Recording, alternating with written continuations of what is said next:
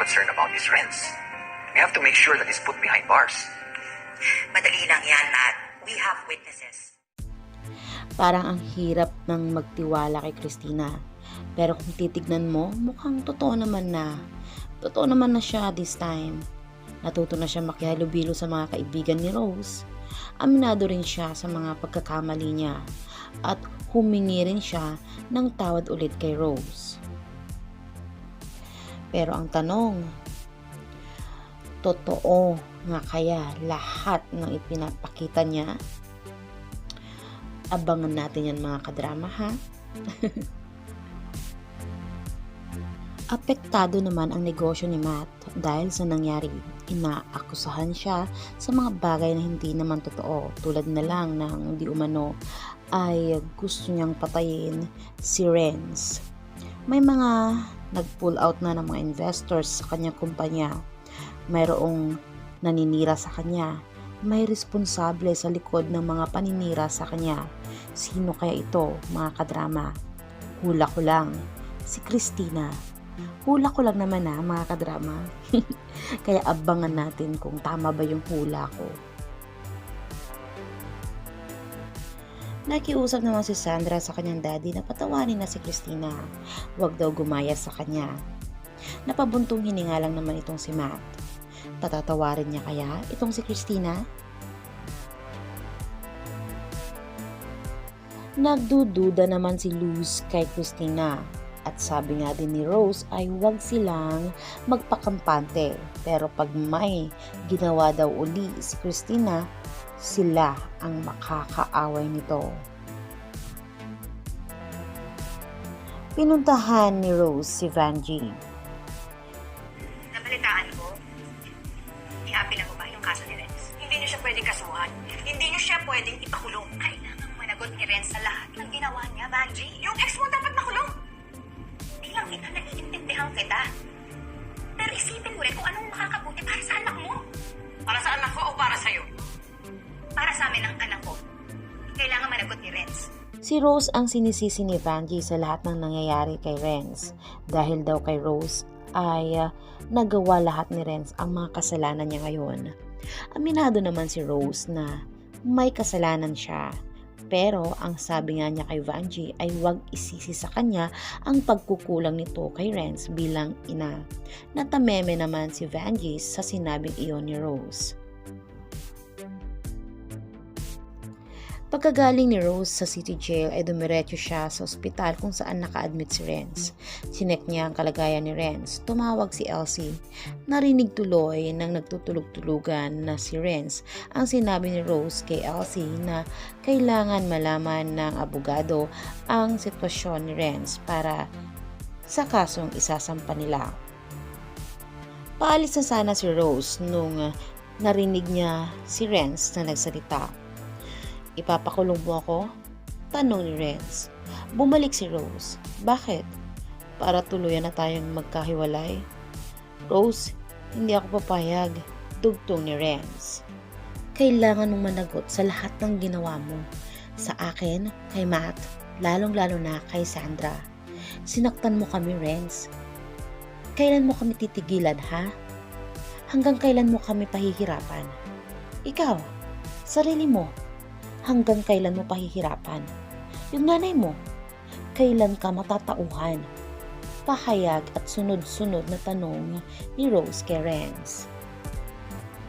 Umiiyak naman na nagpaliwanag si Renz, hindi nga niya daw gustong manakit. Sinabi din niya kay Rose kung gaano niya ito kamahal. Ngunit ang sabi ni Rose ay di na pagmamahal yon dahil nakuha nitong manakit. Saktan sila. Humingi ng sorry si Renz pero hindi pinagbigyan ni Rose.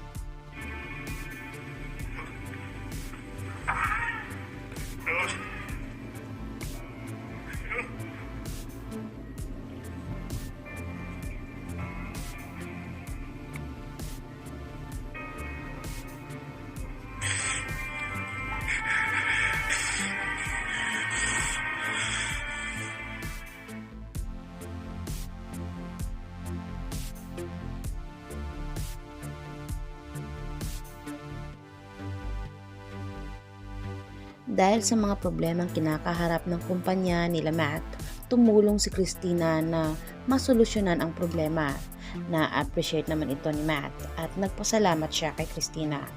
At habang nag-uusap sina Matt at Christina, tumawag si Rose upang ipaalam o ibalita na gising na si Renz.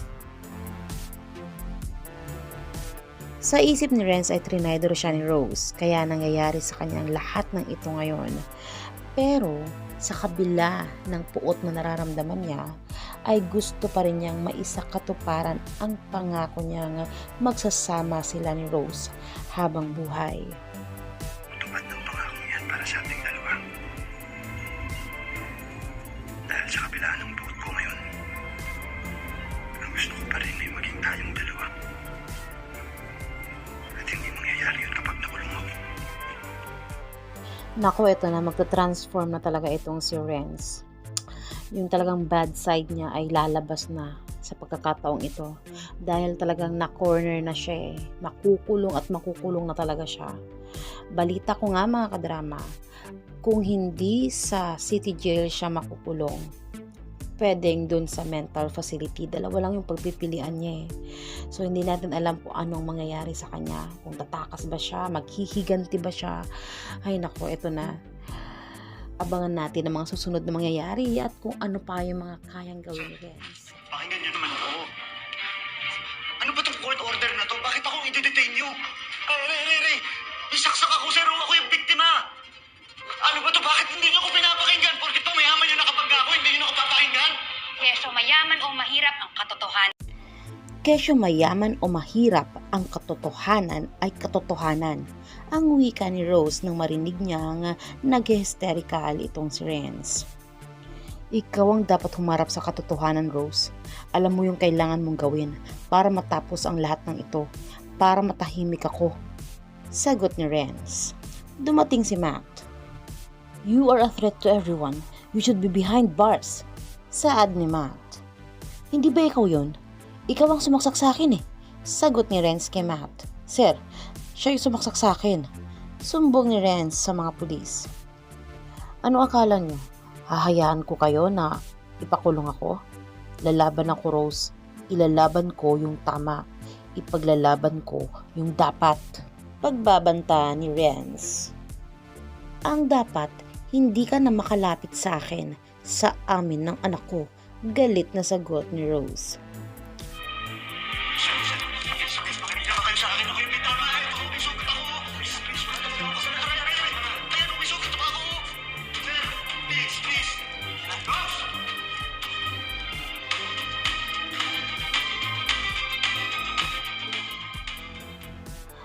At dahil napakalaki daw ang utang na loob ng mga kapitbahay ni Aling Vanjie kay Mang Mario, ay nagtulong-tulong sila upang mapiyansahan itong si Aling Vanjie.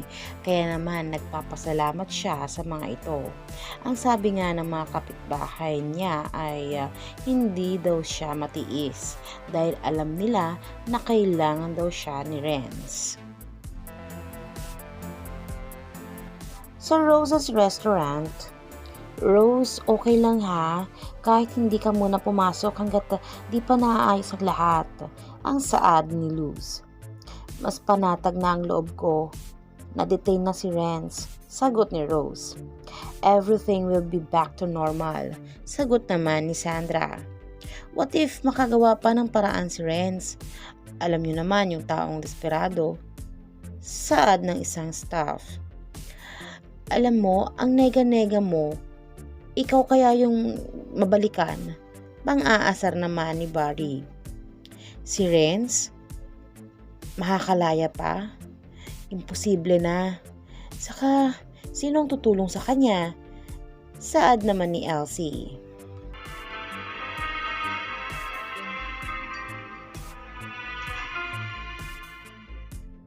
Huwag kang mag-alala anak.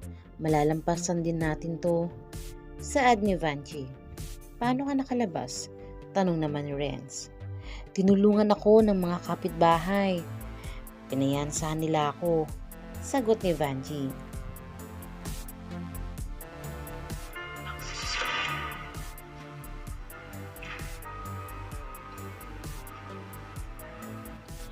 Sisiguraduhin ko na makakalaya ka. Magsisimula tayo. Doon sa malayo. Tayong dalawa lang. Dugtong ni Vanjie. Umalis ka na. Kaya ko na mag-isa. Hindi kita kailangan. Matapang na sagot ni Renz.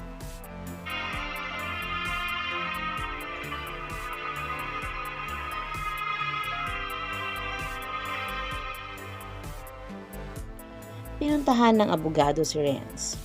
Gagamitin natin yung mental health issues mo. To your advantage, gagamitin natin siyang defense. Ang saad ng abogado. Paano? Matagal na akong na-release sa mental health facilities. Cleared na ako, attorney. Sagot naman ni Renz. Well, we can have a doctor check you and to determine kung meron ka pang mental health problems. All we need is a diagnosis. Sagot ng abogado. Gusto mo insanity plea? Nagtatakang tanong ni Renz. This will work to your advantage kaysa naman dumiretso ka sa kulungan. At least, with this, pwede kang i-confine sa mental institution for treatment. Paliwanag ng abogado ni Renz. Hindi ko kailangan yun. Sagot naman ni Renz. Renz, listen to me. We will work on your medical clearance when you are no longer a danger to yourself and to others. Paliwanag muli ng abogado. Attorney, nangako ako sa sarili ko na hindi na ako babalik sa facility na yun. Pagmamatigas ni Renz. Renz, I'll be very honest with you. Now you only have two options, bilanggo or mental health institution. Saad ng abogado. Samantala, kausap din nila Matt ang kanilang abogado sa kanilang bahay kasama sina Alex, Rose at Christina. It's very possible na aprubahan ng korte ang insanity plea ni Renz. If that happens, they have no choice. Renz has to be transferred to a mental health facility. Paliwanag ng abogado ni Matt. Dismayado naman si Rose. No, Renz is a dangerous man, attorney. Especially to my daughter and to Rose. Nakita mo naman ang criminal records niya. Marami na siyang binugbog, sinaktan. He was even involved in the death of his ex-girlfriend. But they covered it up. Mahabang paliwanag ni Matt. Attorney, he stalked me in Milan. He kept following me without me knowing. So, kung kaya niyang gawin yun noon, what more ang kaya niyang gawin ngayon? Saad ni Sandra.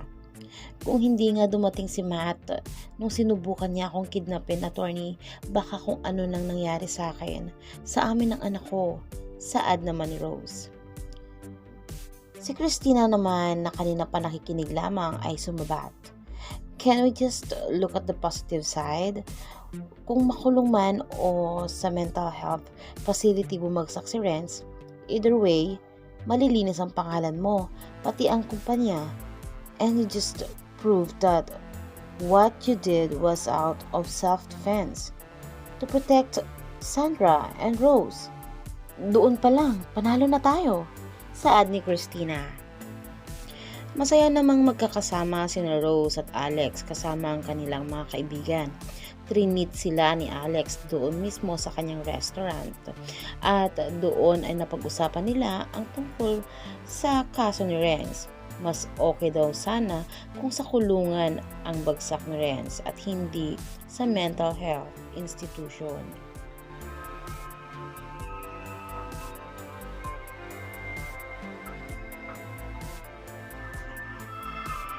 Guten Tag, Monsieur. Was möchten Sie gerne bestellen? Ein Kaffee, das ist Essen.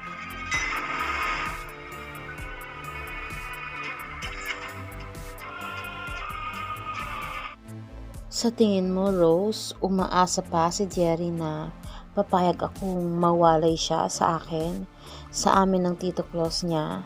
Tanong ni Luz. Luz, hindi naman talaga madali para sa isang magulang ang malayo sa anak niya, kahit na anong edad pa yon. Sagot naman ni Rose. Ako, personally po ha, coming from my experience, most of my life, away naman ako sa parents ko eh. I lived independently. Aaminin ko, hindi siya biro. Mahirap siya ha, pero despite all of that, madami akong natutunan. Mas naging matapang ako, mas naging matatag. Mahabang pahayag ni Sandra. Kaya naman sobrang natutuwa ako sa Sandrang kaharap ko ngayon. Yung Sandra na buong buo, sagot ni Rose. Humarap si Rose kay Luz. Parte yon ng pagiging magulang. Yung kagustuhan natin na protektahan yung mga anak natin. Pero pagkakatiwalaan pa rin natin sila doon sa kakayanan nila at sa kaya nilang gawin kapag hinayaan na natin silang mag-isa. Pagkatapos ng mahabang pahayag ni Rose ay nagpaalam na ito. Our stocks are picking up finally, saad ni Matt. I knew we're not far from recovery, Matt, and it's a good thing. Okay na rin yung issue kay Renz, saad ni Christina. That insanity plea is not sitting well with me, sagot naman ni Matt. Pero 'di ba, yun naman ang main issue nyo kay Renz, his violent tendencies due to his mental health issue. Rightfully so, sa mental institution siya dadalhin, sagot ni Christina. Pero mas makakampante ang lahat kapag sa kulungan siya didiretso, because that's what he deserves. If he can prove that he can get better, he'll be set free. Babalikan niya si Rose. Delikado, mahirap na. Mahabang sagot ni Matt. Yes, that's our main concern. Rose's safety. Natatawang sagot ni Christina. Not only hers, but my daughter's as well. Agad na depensa ni Matt. Damay si Sandra dito at siya ang mas inaalala ko. She's been through so much already, and I do everything to make sure that nothing bad ever happens to her again. Dugtong ni Matt.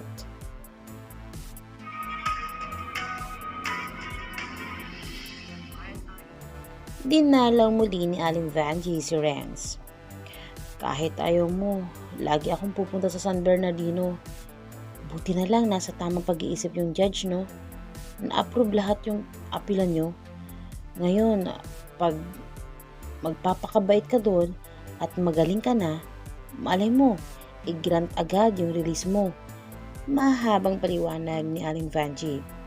Alam natin pareho na wala akong sakit. Sagot naman ni Renz. Ito lang ang paraan para makalaya ka agad. Para pag na-release ka na at nalampasan natin tong bangungot na to, magbabagong buhay na tayo. Sagot ni Vanjie. Gusto ko lang sa buhay ko. Ay, si Rose pa rin. Malimutan mo na yung mukha niyo. Mas kaya kong kalimutan ang sarili kong ina.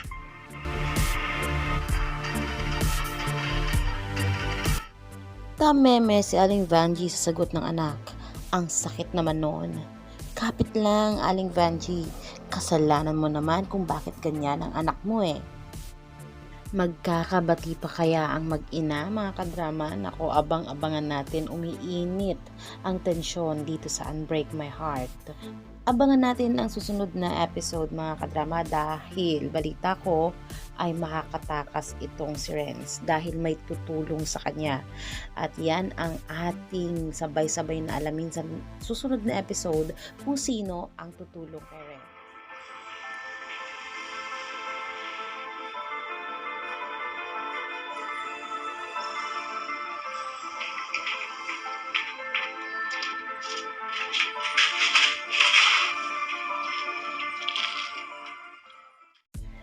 Masaya naman sina Jerry at Gwen dahil nagdesisyon na si Luz na iwan na lang itong si Jerry dito sa Pilipinas dahil sobrang nandito daw ang nagpapasaya sa kanya. Dahil naman sa nararamdaman ni Rose na pananakit ng ulo, nakipag-video call siya sa kanyang doktor. Sa susunod mong check-up, hopefully the soonest, we will discuss the best possible treatment to manage your recurring cancer and its symptoms. Saad ng doktor. Naiyak si Rose, tila ba bumabalik na naman ang kanyang cancer, kaya naman nagdasal ito ng taimtim. Alam ko na hiram ko lang sa inyo ang oras na meron ako dito sa mundo. Nagpapasalamat ako dahil nung nakiusap ako na huwag niyo akong hayaan na mawala na hindi nakikita at nakakasamang muli ang anak ko. Dininig niyo ang dasal ko. At naalala ni Rose yung mga panahon na muli silang nakita ng kanyang anak at nagkasama. Dumating na ang araw na ililipat si Renz ng ibang facility. Masayang nagsalo-salo sina Sandra, Gwen, Matt at Christina sa restaurant ni Sandra. Ipinatikim niya sa mga ito ang bago niyang recipe. Habang masayang-masayang kumakain sina Gwen at Christina, si Matt naman ay busy sa kanyang cellphone na tila ba may kausap. In-inform si Matt na ngayon yung araw na ililipat na si Renz sa ibang facility. Ililipat na siya sa mental institution. At ayon nga sa nag-inform sa kanya ay may escort na mga pulis itong si Renz. Kaya wala siyang dapat ipag-alala. Sina Christina at Gwen naman ay kailangan ng umalis para sa kanilang trabaho. Nang sina Matt at Sandra na lang ang naiwan, napansin ni Sandra na hindi halos kumain ang kanyang daddy. Dad, didn't you like the food? Tanong ni Sandra. I'm sorry, I'm just busy. Sagot naman ni Matt. Is this about Renz? Tanong ni Sandra. Hindi naman nakasagot si Matt. Please stop worrying, Dad. Dugtong ni Sandra. Hindi mo na maiaalis sa akin ang pag-aalala, especially when it comes to Renz. Sagot ni Matt. Yeah, pero 'di ba, binilin mo naman na maigi na kailangan nilang bantayan si Renz. Sagot ni Sandra. Yeah, sagot na lang ni Matt. Then you have nothing to worry about, sabi ni Sandra. Habang kausap ni Rose si Sandra ay sumasakit pa rin ang kanyang ulo. Ngunit hindi niya ito ipinahalata sa anak. Gusto ni Sandra na mag-out of town silang mag-ina. Pumayag naman si Rose at sinabi niya kay Sandra na planuhin nila ang tungkol doon. Naiyak si Rose. Natakot dahil sa kalagayan niya na maaaring bumalik nga ang kanyang cancer. Nagdasal siyang muli. Ngayong tahimik na muli ang buhay namin ng anak ko. Kung hindi naman po kalabisan na maituturing, hayaan niyo po akong makasama ng mas matagal pa ang anak ko. Panalangin ni Rose. Samantala, habang nasa biyahe ang ambulansyang sinasakyan ni Renz na sinusundan ng mga pulis bilang escort, bigla na lang nahiwalay ang ambulansya mula sa mga escort na nakasunod sa kanila at napansin ito ni Renz. Kahit anong tanong niya sa mga kasama niya ang nurses sa ambulansya ay hindi siya pinapansin at sinasagot hanggang sa huminto ang ambulansya sa lugar na madilim at walang katao-tao. Ibinaba si Renz mula sa ambulansya, nagtaka at nag-hysterical na ito. Ano ba? Ba't di niyo ako sinasagot? Sino nag-utos sa inyo? Pasigaw na tanong ni Renz sa mga kasama niya sa ambulansya. Dinala si Renz sa isang grupo. Ha! May kakausap sa'yo. Hello!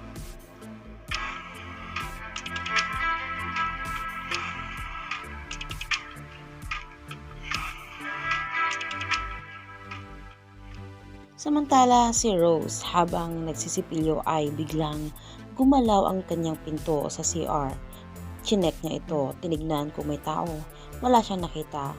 Kaya bumalik siya sa loob ng CR at tinapos ang pagsisipilyo. Pagbukas ng pinto ay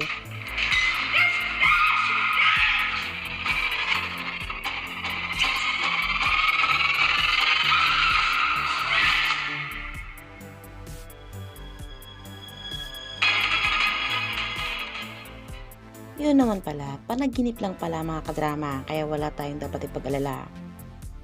Buti na lang panaginip lang, pero ito, hindi ito panaginip.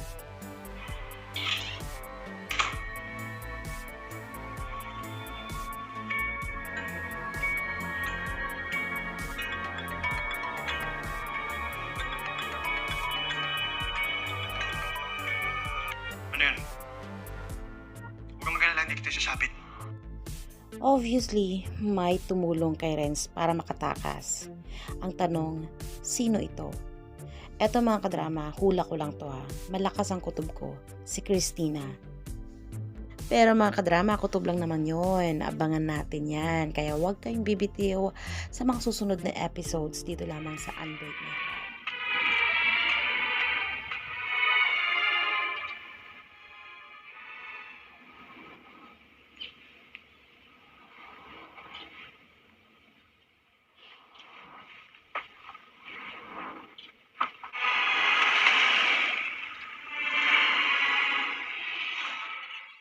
Labis-labis ang pasasalamat ni Rose sa Diyos dahil sa panibagong araw na binigay sa kanya. Tuloy ang buhay at kailangan maging matatag at positibo lang. Ngunit napalitan ng masamang balita ang dapat kalmadong araw lang ni Rose. Agad-agad tumawag sina Matt at Sandra upang ibalita na nakatakas si Renz. Pinag-iingat siya ni Matt. Pinag-empake na din siya agad dahil kailangan niyang makaalis agad sa kanyang apartment dahil sigurado na pupuntahan siya ni Renz doon. Kaya dali-dali siyang nag-empake. Maya-maya ay biglang may nag-doorbell.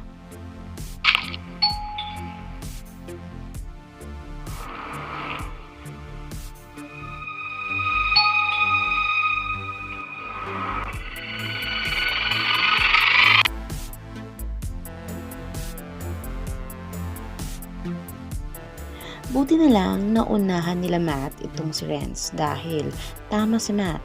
Nasa labas lang itong si Renz at nagmamatsyag. Nakita ni Renz na sinundo ni Sandra at Matt itong si Rose.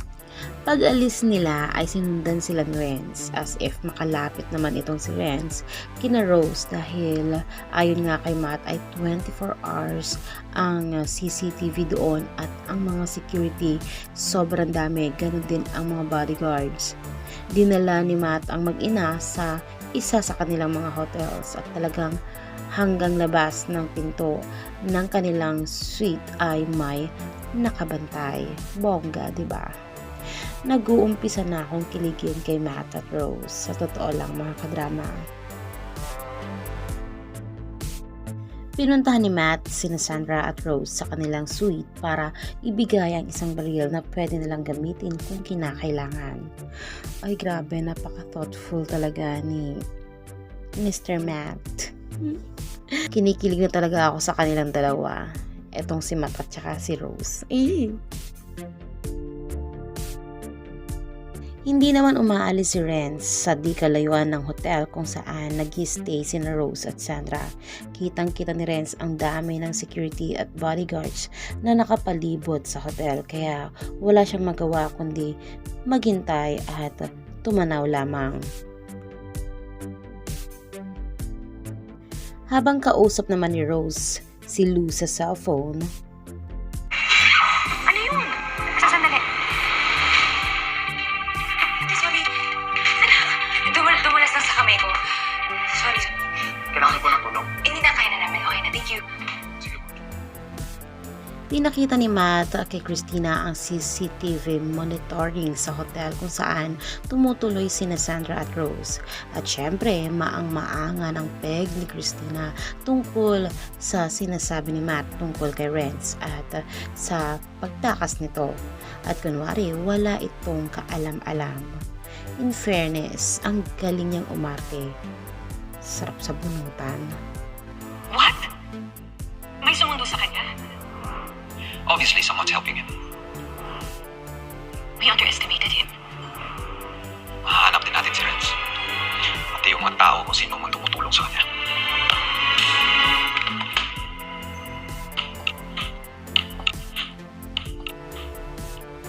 Ay nako Christina, okay na sana. Sana nagbago ka na lang. Sa tingin mo, mapapasayo pa si Matt pag nalaman niya na ikaw ang tumutulong kay Renz.